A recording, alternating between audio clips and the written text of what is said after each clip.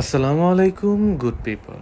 আমাদের আজকের ভিডিওতে আমরা দেখাবো বান্দরবন থানচি ডিম পাহাড় হয়ে আলীকদম সার্কিট। আমাদের ট্যুর শুরু হয়ে গিয়েছিল 12ই সেপ্টেম্বর। আমরা ঢাকা থেকে অফিস শেষ করে সোজা চলে আসি বান্দরবন। বান্দরবন আসতে আসতে বেশ রাত হয়ে যায় এবং আমাদের রাত পার করেই আমাদের পরের দিনের উদ্দেশ্য ছিল নীলাচল পাহাড়ের কোলে ইকোসেন্স রিসোর্টে একদিন চিল করা। আমরা দেখতে পাই নীলাচলে যাওয়ার রাস্তা দুইটি, মিলনছড়ির আগে দিয়ে একটি এবং বান্দরবন শহরের আগে দিয়ে একটি।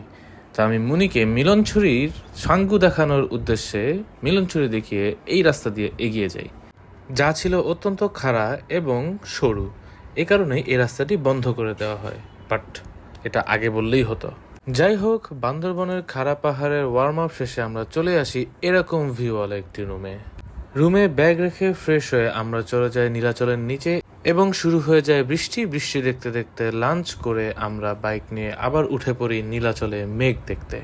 সেপ্টেম্বরের আকাশ ছিল এরকমই মেঘলা, চারিদিকে এতই পরিমাণে মেঘ ছিল যে আমরা নীলাচলের উপরে কিছুই দেখতে পাচ্ছিলাম না। যাই হোক, প্রচুর মেঘ দেখে আমরা নিচে নামার আগে দিয়ে মেঘ সরে যাওয়ায় নীলাচলের ভিউ দেখতে ঠিক এরকম। নীলাচল থেকে অর্ধেক নেমে আমরা রিসোর্টে এসে সুইমিং পুলে দাপাদাপি করে রেস্ট নিয়ে রাতে ঘুমিয়ে পড়ি। রাতের ঘুম শেষে আবার সকালে উঠে এরকম সুন্দর একটি মনোরম রেস্টুরেন্টে কমপ্লিমেন্টারি ব্রেকফাস্ট শেষে ব্যাগ গুছিয়ে রেডি হয়ে নেই আমাদের মূল উদ্দেশ্য থানচি ডিম পাহাড় হয়ে আলীকদমের দিকে। ভরা বর্ষায় এই রাস্তাটি ছিল অপরূপ দৃশ্যময়ী। আমাদের ডিস্টেন্স বেশ অনেকটা এবং বৃষ্টি থাকায় স্পিড কম হয়ে যাওয়ায় আমরা দ্রুত যাওয়ার জন্য এগোচ্ছিলাম, কিন্তু প্রকৃতি আমাদেরকে বারবার থামিয়ে দিচ্ছিল তার সেই রূপের মায়ায়। প্রাকৃতিক সৌন্দর্য দেখতে দেখতে আমরা এগিয়ে যাই, আবার থামি, আবার এগিয়ে যাই, আবার থামি। এভাবেই চলতে থাকে আমাদের জার্নি। পথে Titanic view point, double hand view পয়েন্টে আমরা দাঁড়িয়েছিলাম, কিন্তু বৃষ্টির কারণে ছবি তোলা হয়নি। প্রকৃতি দেখে আগাতে আগাতে চলে আসি ওয়াই জংশনে।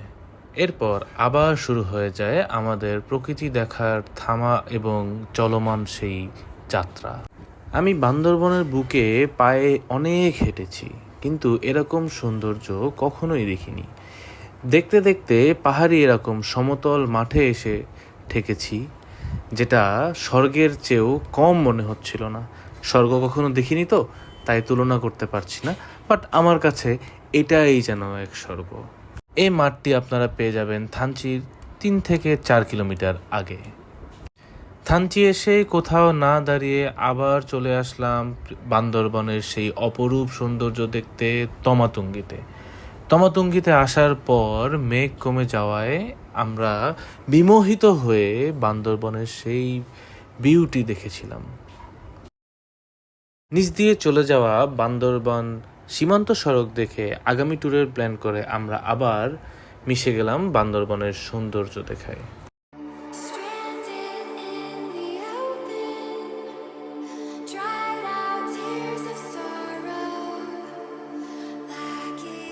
তমাতুঙ্গি থেকে বাংলাদেশের উঁচু উঁচু পাহাড় তাজিনডং, কেওক্রাডং, ডিম পাহাড় এগুলো দেখা যায়।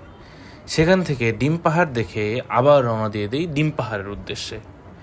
এই সেই মাইটি ডিম পাহাড়। কেওক্রাডংয়ের রাস্তা খুলে দেওয়ার আগে এটাই ছিল বাংলাদেশের সর্বোচ্চ মোটরেবল রাস্তা। একটা সময় যখন মোটরসাইকেল চালানো ছিল আমার স্বপ্ন, সেখানে নিজের মোটরসাইকেল নিয়ে বাংলাদেশের সর্বোচ্চ মোটরেবল রাস্তায় চলে আসা ছিল আমার জন্য এক অনন্য স্বপ্ন পূরণ। তাই সেই স্বপ্ন পূরণের স্পটে বেশ কিছুক্ষণ সময় নিয়ে পাহাড়টিকে দেখে আমরা আবার চলে যাই আলীকদমের উদ্দেশ্যে যাত্রা। এখান দিয়ে খাড়া নিচে নেমে যেতে হবে অনেকটা পথ। এটাকে বলা হয় পিক 69, কারণ লোকে বলে এই পাহাড়ি ঢাল নাকি 69 ডিগ্রি সোজা উপরে গিয়েছে, আবার সোজা নিচে নেমে গিয়েছে। তাই সেই পিক 69-এ নামার সময় ভিউ দেখতে দেখতে আমরা এগিয়ে যাই আলীকদমের উদ্দেশ্যে।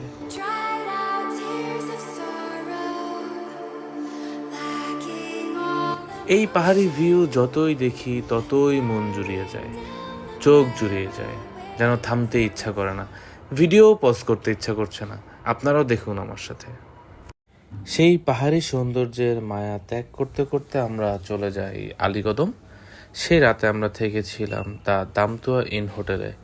পরের দিন আমরা চলে যাই আলীর গুহা দেখতে। পরের ভিডিওতে আমরা সেই ভিডিও নিয়েই আসছি। Till then please keep supporting me and do subscribe. আসসালামু আলাইকুম।